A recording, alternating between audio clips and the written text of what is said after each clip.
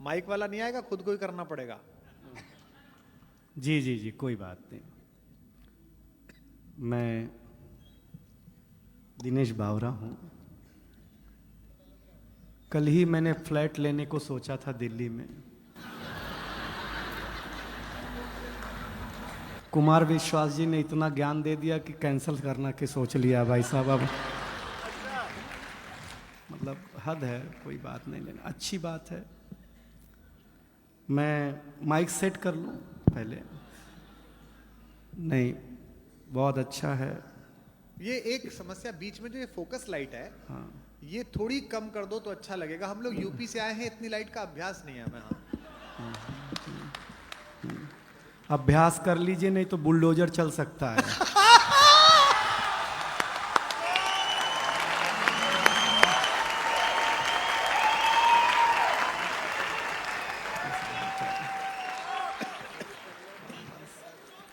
हाँ, बस बस समझिएगा, देखिएगा। मैं भी ज़्यादा समय आपके बीच नहीं रहूँगा। हम स्टार्टर हैं। हाँ, ये ओपनर था, मैं बोतल हूँ।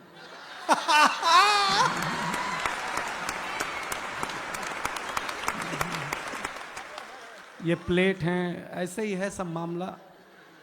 स्वीट डिश और भी है। इतने ये सारे लोग इसलिए हैं क्योंकि हमारे बीच रौनक है, इसलिए हम लोग आपके बीच हैं। हाँ, प्रणाम करता हूँ। देखिए, गाँवों की बात हुई है, आप मुझे बहुत ध्यान से सुनिएगा तो ही मजा आएगा।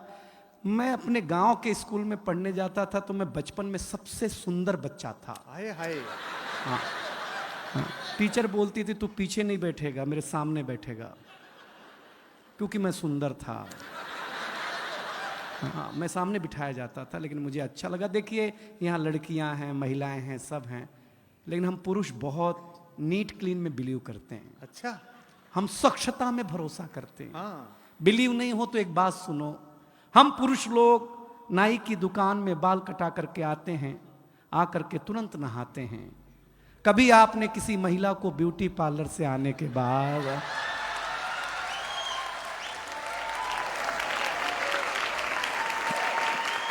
अगर मुंह धोते हुए भी देखा हो? हम पुरुष लोग हैं, स्वच्छता में भरोसा रखते हैं। कोई टेंशन नहीं लीजिएगा। गांव की बात हुई है तो मैं गांव की बात सुना दूंगा। देखिए, एक जानकारी दूं, इस दुनिया में फीमेल को बातचीत में अगर कोई हरा सकता है बोलने में, तो वो आरजे। महिलाओं से भी ज्यादा बोलने का काम अगर कोई करता है। और फीमेल आरजे को तो एक सुविधा है कि वो बिना मेकअप के भी ड्यूटी पे जा सकती हैं। बोलना ही है ना भाई, उसमें क्या बात है यार। लेकिन बहुत ताली वाली मत बजाइए, इज्जतदार घराने के लोग हैं आप, कोई टेंशन लेना मत। मैं बहुत जल्दी जल्दी शुरू, देखिए हम 5 साल के थे। नहीं नहीं, मत बजाओ, कहाँ चिंता कर रहे हो, हम कर रहे हैं जी। हम 5 साल के थे तो हमारे पिताजी हमें स्कूल में जमा कराने ले गए। जमा कराने। पहले जमा ही होते थे, कॉन्वेंट कल्चर अब है ना। एक फादर घर में, बारीक है। और दिनेश, एक स्कूल में ट्यूशन। हमारे ज़माने में ऐसा नहीं था। बगीचे में हमारा स्कूल होता था, ऐसे मास्टर जी बैठे हुए, ऐसे हम खड़े, ऐसे हमारे पिताजी खड़े। तो मास्टर साहब ने पिताजी से पूछा, किसका लड़का है? तो मेरे पिताजी इमोशनल हो गए, बोले मास्टर साहब आपका ही है। मैं सही बताता हूँ। अब हम टेंशन में, जिसको हम 5 साल से बाप समझ रहे हैं, वो तो अपना है नहीं। सही बता रहे हैं आपको। मास्टर ने पहले दिन ही ब्लैक बोर्ड पे लिखा हिंदी। हिंदी के बगल में एक बिंदी लगाई। हमने मास्टर से पूछा ये बिंदी क्या है? बोले अनुस्वार है। हमने कहा सर रविवार सुना, सोमवार सुना, मंगलवार सुना, ये अनुस्वार। बोले ये हिंदी का श्रृंगार है। हम घर आए तो हमारी चाची ने बड़ा सा अनुस्वार लगा रखा था। हमने चाची से पूछा ये क्या है? चाची ने बोला बेटा ये चाचा हैं। हमने कहा चाचा है। हम कंफर्म करने के लिए भाभी के पास गए। हमने कहा भाभी ये कौन है? बोले बाबू ये भैया हैं।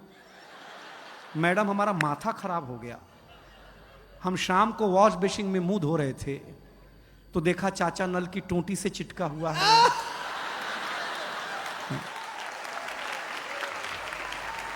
वॉश बेसिन के आईने पे चिटका हुआ है। चाचा को जब मैं कमोड पे चिटका हुआ पाया भाई साहब, मैं सच बताता, सवेरे हम कहीं भी लगा